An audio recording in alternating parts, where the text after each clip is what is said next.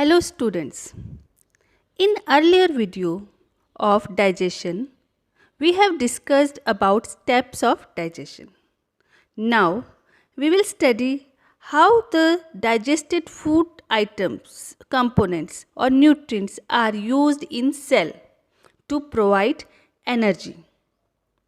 That means we are going to study about breakdown of glucose by various pathways. ये pathways क्या हैं ये पढ़ेंगे और कौन कौन से जीवों में और कहाँ पे ये एक्टिविटीज़ होती है, ये रिएक्शंस होती है, कैसे ग्लूकोज ब्रेकडाउन होता है. सो अलग अलग जीवों में यह प्रक्रिया अलग अलग तरीक़ों से होती है. Some use oxygen to break down glucose but some can do it in absence of oxygen also and in lack of oxygen also. चाहे ब्रेकडाउन ऑक्सीजन की प्रेजेंस में हो या एब्सेंस में या फिर उसकी कमी में होता हो. इन तीनों परिस्थितियों में एक कॉमन स्टेप है जो सब में होता है और वह है the first step is the breakdown of glucose into pyruvate. मतलब ग्लूकोज जो कि 6 कार्बन मॉलिक्यूल है वह पायरुवेट में कन्वर्ट होता है. You can see in this reaction glucose is 6 carbon molecule and pyruvate is 3 carbon molecule. This process takes place in the cytoplasm. Okay and उसके बाद पायरुवेट जो है वो 3 परिस्थितियों में अलग अलग प्रोडक्ट देती है. पहले ग्लूकोज से पायरुवेट बन गया, ये कॉमन स्टेप है तीनों कंडीशंस का जो हमने पढ़ी. कौन कौन सी थी तीनों condition? Absence of oxygen, presence of oxygen and lack of oxygen. First condition is absence of oxygen. After the conversion of glucose into pyruvate,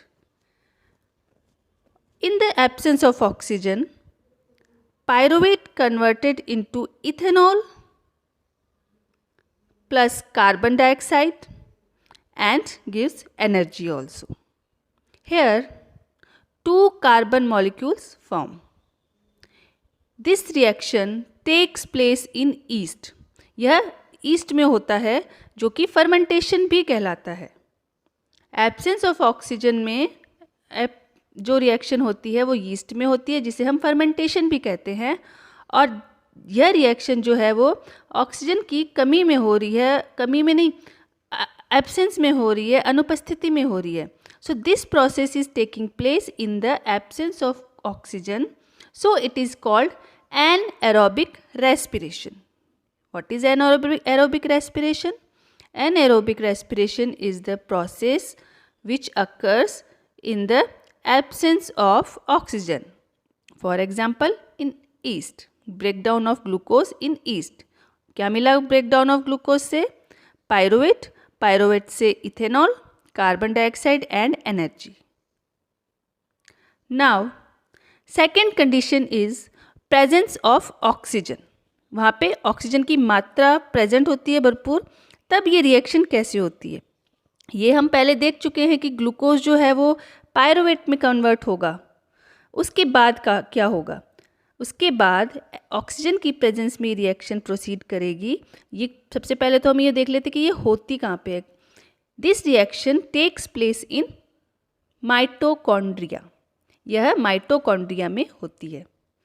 in this carbon dioxide, water and energy is obtained after breaking of pyruvate from glucose.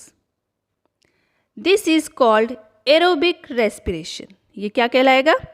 Aerobic respiration कहलाता है. Oxygen की presence में होता है. Now, third one is the breakdown of glucose in lack of oxygen. जहाँ पे oxygen है पर कम है, कभी अचानक से ऑक्सीजन की कमी हो गई, वहाँ पे सप्लाई नहीं हो पाई. That for example it happens in our muscles also. Muscle cell में ये होता है. क्या होता है वहाँ पे? Here the pyruvate is converted into lactic acid. Pyruvate जो है वो लैक्टिक एसिड में कन्वर्ट होती है.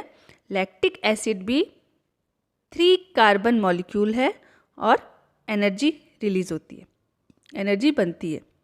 So buildup of lactic acid in our muscles during sudden activity causes cramps. कई बार हमारी मसल्स में सडनली दौड़ने की वजह से या अचानक से झटका लगने की, अचानक से हम उठ गए, खड़े हो गए, अचानक से बैठ जाते हैं, रेस करने से मसल्स में क्रैम्प्स आ जाते हैं. कोई गेम्स खेलने से, फिजिकल एक्टिविटी सडनली करने से, तो वो क्यों हो जाते हैं?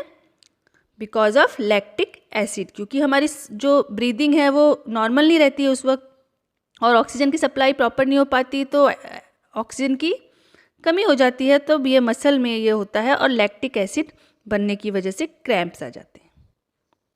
Thank you students for watching.